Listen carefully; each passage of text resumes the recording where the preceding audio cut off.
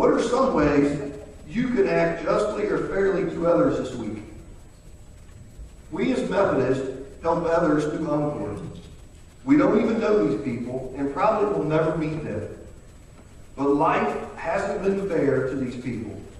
She or he may not have a home, enough food, and cannot send their kids to a school because they don't even have any money. Have you ever seen someone carrying a lot of stuff? Their arms are just full of stuff? We joke at our house that Teresa's a pack mule. It's amazing, but she can carry like 20 cheese bags all at one time. And both the boys can just sit there and watch her do it. It doesn't bother them. But she's good at it, so I guess they want her to keep practicing and keep her skills up. How about if someone drops something, breaks down along the side of the road, or has problems opening the door because they're carrying 20 cheap bags or due to a handicap? And the list can go on and on and on. We've all helped someone in need. And how does that make us feel? That makes us feel good. The second item on God's to-do list is love mercy. What do you think when you hear the word mercy? Mercy is when we help someone in need. However, it's not always as easy as opening the door for someone or picking something up that somebody may have dropped. Think of a time when helping someone in need may not have been easy. What if you have something? What if you have something else you'd rather be doing? Or what if you don't even like the person that needs help? Then it becomes much harder to act mercifully and loving. God tells us to not only be merciful and help those who need it, God also tells us to love it. That's the hard part. So what are some ways you can love mercy this week? The last one of God's to-do list is walk humbly. So what have you already done this week for someone? Think about that. What have you done this week for someone?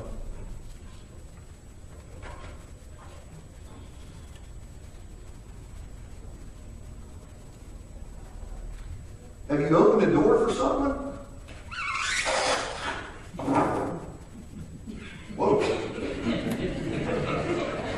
Have you cooked a meal for someone that's sick and maybe you didn't even like them?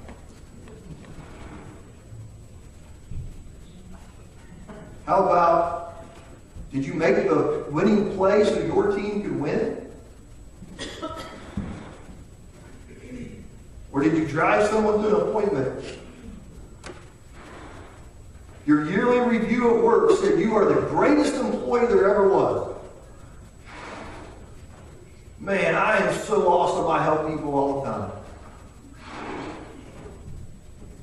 My team really needs me. My company will go out of business if it wasn't for me.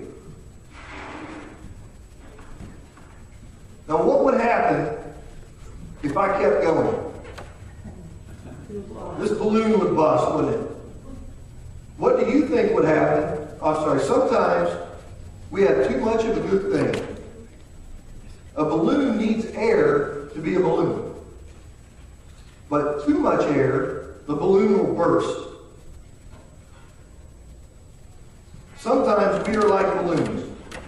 We get puffed up and proud of ourselves for all the good things we do and forget that God is beside us, walking with us all along the way.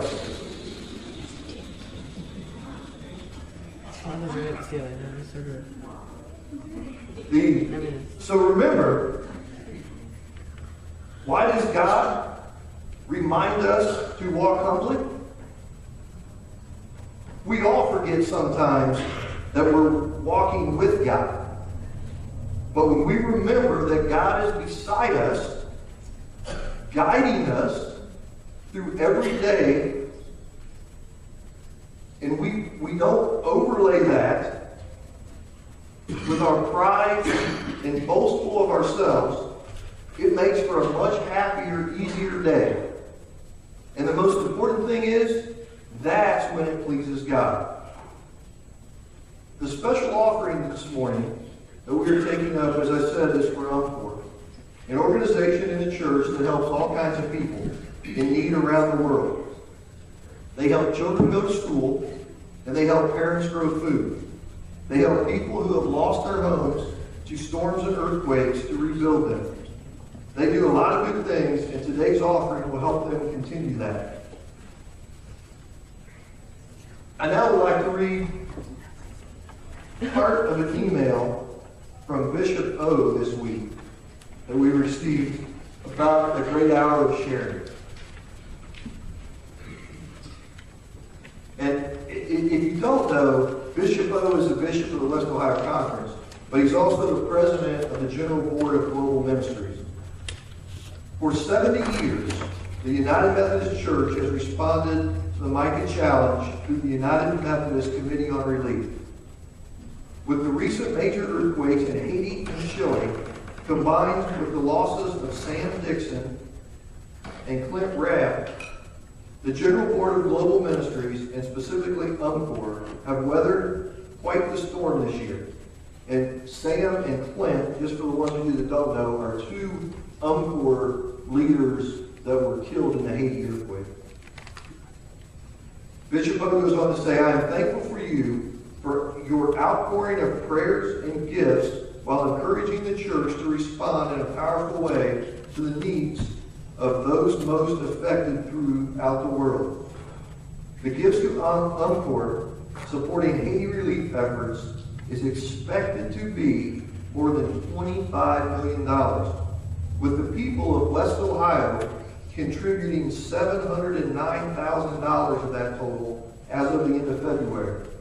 And we here at Paulding United Methodist Church, with the help of the elementary school, sent $1,600 to the Encore response number and made 108 health kits.